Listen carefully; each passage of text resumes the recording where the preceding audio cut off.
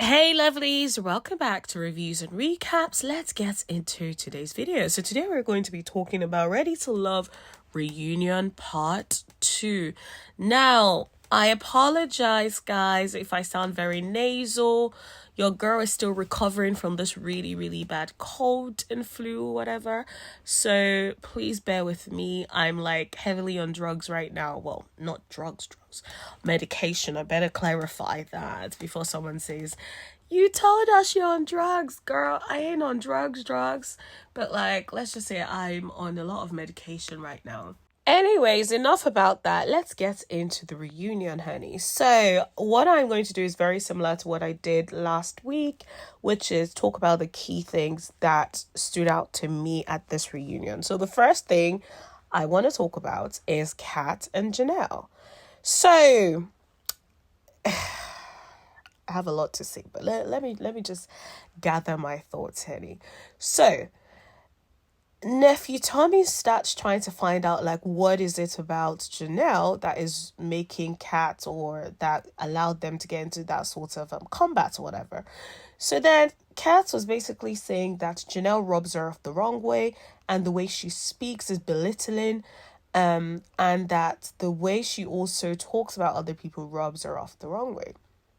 Now, Mr. Save, HO something, decides to jump in, Mr. Quentin, to say, well, you just said she rubs you off the wrong way. Is that why you were, I'm like, guy, even if someone rubs someone the wrong way, she just explained that Janelle's language towards people and towards her was disrespectful and belittling. That is why she is rubbing her off the wrong way.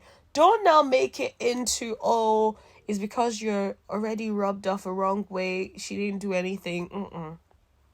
Stop it, bro. You're coming across as weak trying to defend someone like Janelle. I'm sorry. I like Janelle. You all know I like Janelle on this show.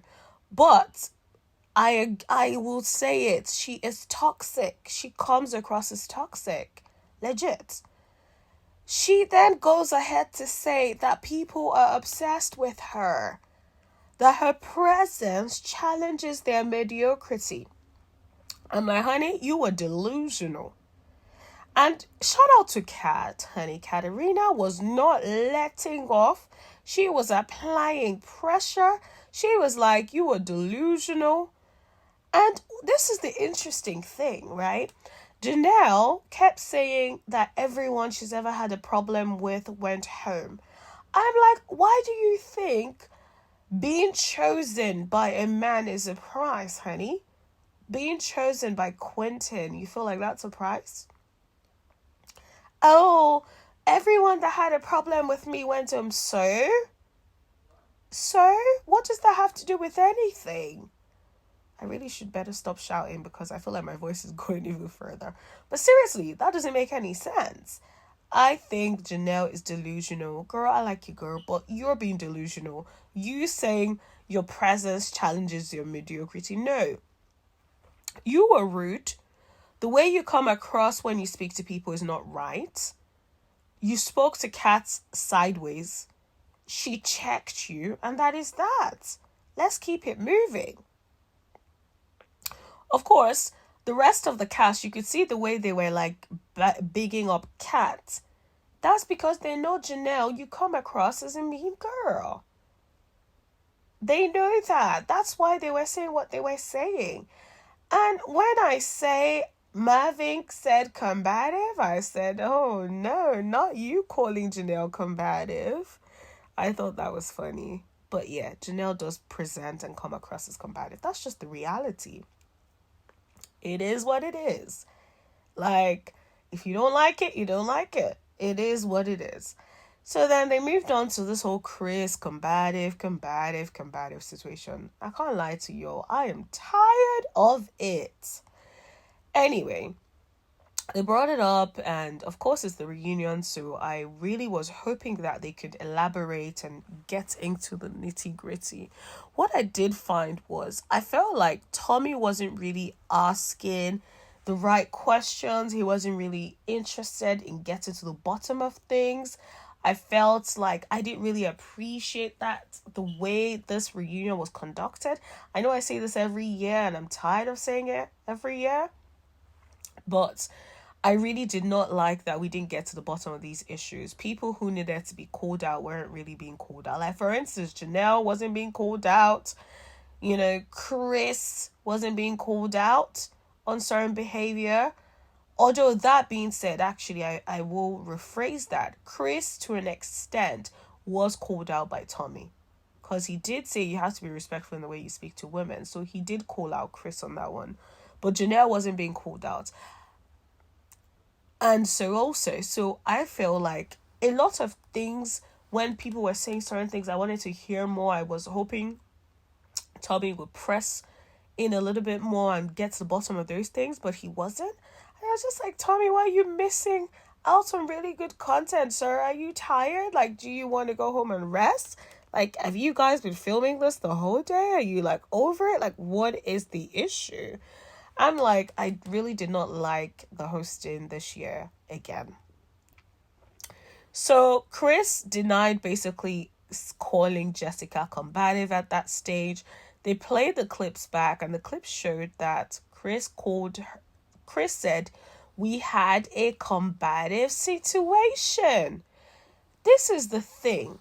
I feel like people keep saying Chris should have said something. But in that scene, Chris did not call Jessica combative. He said we had a combative situation. That puts responsibility on both of them. We had a combative situation. Why are people acting like they don't understand English? We had a combative situation is different from Jessica was combative. I'm tired of hearing people say he called her combative.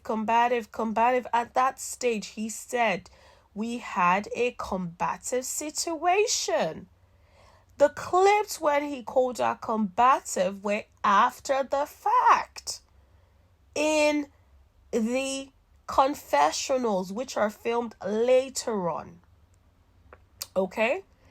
The confessionals, which are filmed later on, that's when he called her combative. And in that face-to-face thing that they did have, that's when he called her combative. Right? So let's put things in their proper place. Right? To call someone a liar for not saying, I called you combative when he did not call you combative is ludicrous. Right? He did not lie about it because he did not use those words at the time. It is simple. Now, maybe it's the lawyer brain in me, right? Because I feel like words are very clear, words are very specific, and it is what it is. If I were Chris too, I didn't say no combative. I said combative situation. That is exactly what I would say to now. Before you lot come for me, I'm going to serve Chris what Chris deserves to. Okay? Now, Chris should not have gotten in any woman's face, combative or not, to say F you and F whatever. That shows an inability to regulate his emotions. That shows that he has a lot of work to do. There is no excuse for that behavior. It is not acceptable on any level. If a woman did that to Jessica, I would have the same for them, right? And as a man who is always talking about protecting and providing, I don't expect that behavior from Chris. It is not acceptable. It isn't. It's not. And so he needs to work on that and accept that. Now, he did apologize to her. And then there was a point where Jessica was about to say something. And then Tommy shut her down. I was like, say what you want, but let this woman speak. Let us hear what she has to say. Maybe she might provide us with some context that we are missing. We still don't know what happened that freaking episode. We have no context. The reunion gave us no context, which is what reunions are meant to be for. We're meant to be able to watch the reunion and get some context that we're missing in the episodes. I don't think we got that here. And I did not like that. But before we continue, before we move on to something else, I want to talk about how Jessica displayed combative behavior in this episode. Now, you're on the couch, right? Katerina and Lee are sitting on the opposite side, right? You're talking, Chris is talking, you interrupt him, right? Fine, you guys were interrupting each other. On this occasion, I think Jessica interrupted him to say something. The funny thing was what she was saying was the same thing Chris was saying. So why not let Chris finish? Instead, you interrupt him to say what he's saying, but in a different way. That it comes across as combative. I'm sorry, it does. Right? That is one thing. The other thing that came across as combative, which is the main thing I felt was combative, was you're saying something, you want the girls to back you. Did I not say that? They nodded. These women didn't have to open their mouth and say anything. Jessica then says, oh, you all on mute? Or something like that. I'm like, girl, that is combative behavior. That's combative. So maybe are you displaying these sorts of behaviors behind the scenes that no one else is seeing but your castmates? Because Katerina checked her and did say, yes, you are combative. Right? And then she says, if I'm being combative, what is wrong with the word combative? If I'm being combative, then I want to be called out that I'm being combative so I can change. What was interesting was that they did have a sidebar conversation where Jessica was kind of trying to, and this is the thing, I feel like Jessica ain't really about that life. But she throws little jabs and hides her hands.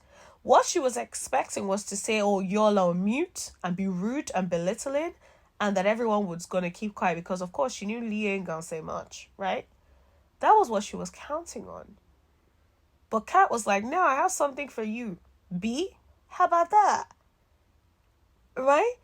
And so that sort of combativeness. So now you want to have a sidebar conversation. Because now Kat gave you the pow pow. And you're like, wait, what? What did I get in it? Girl, you started it. Kat is a finisher. Kat may not start it with you, but she go finish it. And that is exactly what she's been doing to you. And everyone on this couch. Or everyone in this cast. Kat may not start ish, but if you bring it to her, she will finish it. And I feel like in that way, Kat and I are very similar. I ain't never gonna start nothing. I'm gonna keep quiet and watch you do your mess. But if you take those chip shots, I'm gonna apply that pressure, honey. That's just that and that. Anyway, so we move on from that. We had the sidebar conversation. They decided to agree to disagree, whatever that means, honey. I'm just like, all right, peace. Now let's talk about Aries and Phil. So Tommy started asking, was he disappointed in the fact that Aries chose herself? He was like, no, he wasn't. And that a week and a half prior to that was when he was disappointed when the conversations were not going as much and she wasn't really keeping in touch, blah, blah, blah. I'm like, okay, if that's really the case, Phil, why did you go on to still choose her and give her that nice gift? This is what I don't understand about some men. There is nothing wrong in accepting that, okay, I chose someone, this person did not choose me. There's no point in being salty and sassy. Right? And then denying those true feelings and being like, oh, well, I was disappointed a week prior, but I wasn't disappointed then. Guy, there was disappointment written all over your face. There was hurt written all over your face. Sir, why are you lying?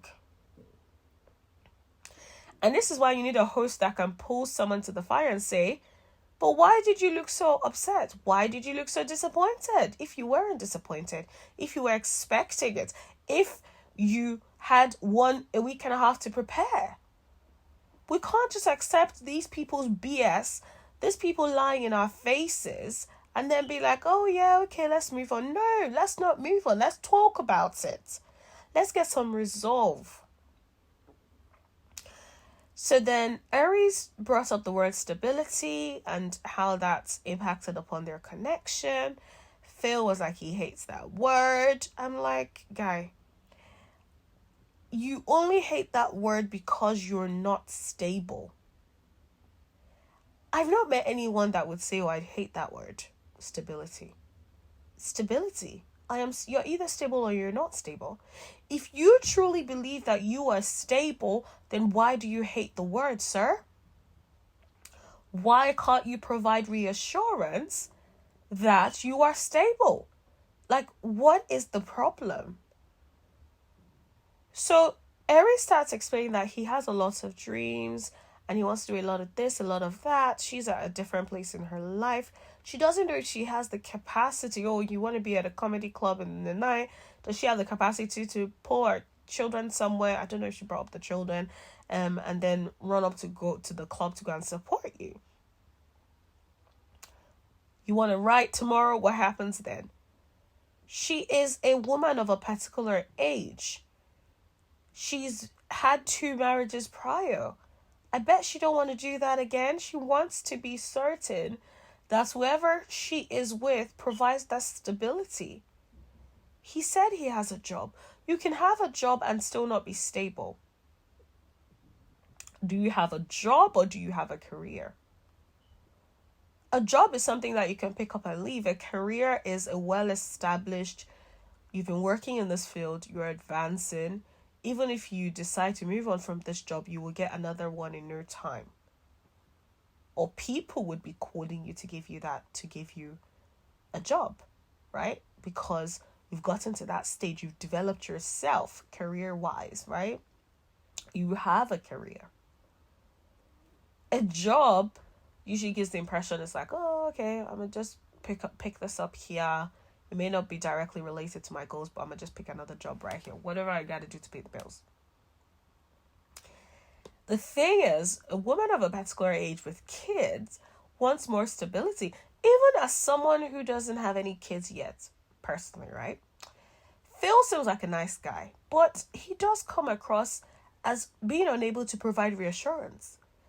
If I cannot be certain of what your career aspirations are, what you've done to further that so far, whether or not you're going to wake up one day and decide, oh, I'm going to leave everything I've built to jump on a different wavelength of career, I need to know all of these things.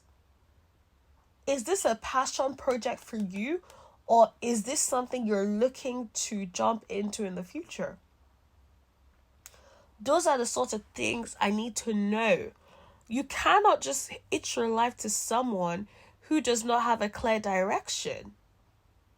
It doesn't make any sense. That's just how I see it. So that's my little 2 cents of that. Now let's move on to Kira and Maria.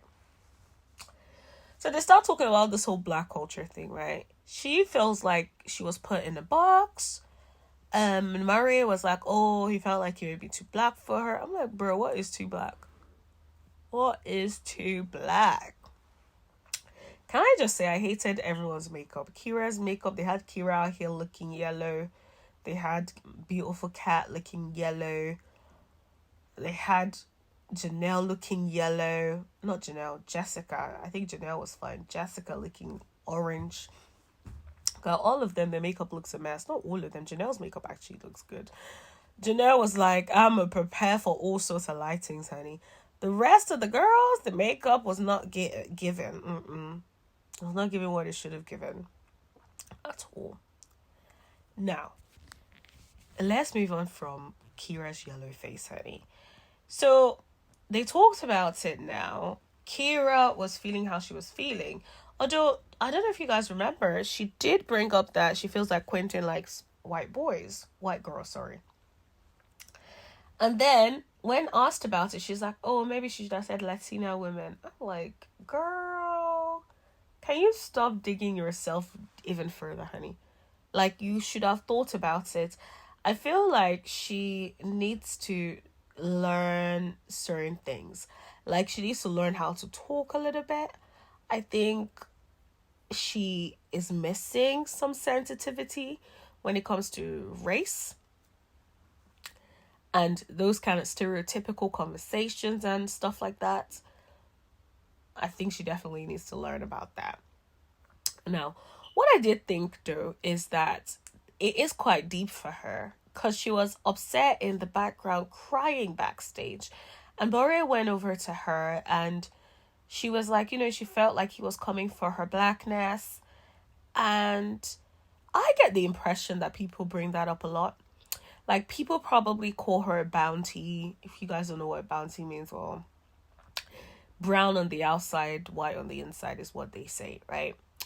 And it's a term that some people use to describe some black people they feel, in quotation marks, act white. Now, before you lot come for me, this is not a personal opinion. This is me just saying and explaining how certain people view certain people, right? And so I feel like it's giving that she has been called something like that, or a lot of people tell her she ain't black enough. Are you sure you're black? Are you sure you're this?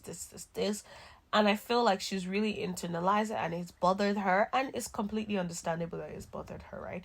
And I think it was some sort of a trigger for her. But I liked how Mary apologized, said he was not the one that determines who is black and who ain't blackity black. And I'm like, yes, sir, you better tell her. And that was that. So I liked that he at least apologized and that, and they moved on from there. So now let's talk about Lee and Janelle, honey. So when they were showing Lee's connection with Quentin, did you guys pick up that Janelle was making faces the whole time? If you lot didn't pick it up, I would say please go back and watch it. It was an absolute mess, guys. Please, I beg y'all. It would make your evening, honey.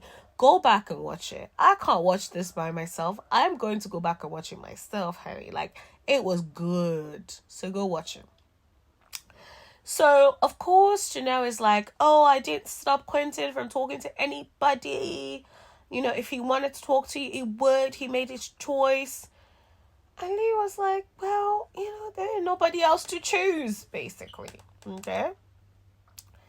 Janelle wanted to be throwing little jabs, and Lee was like, I don't know if you are a liar or you're just not aware of yourself.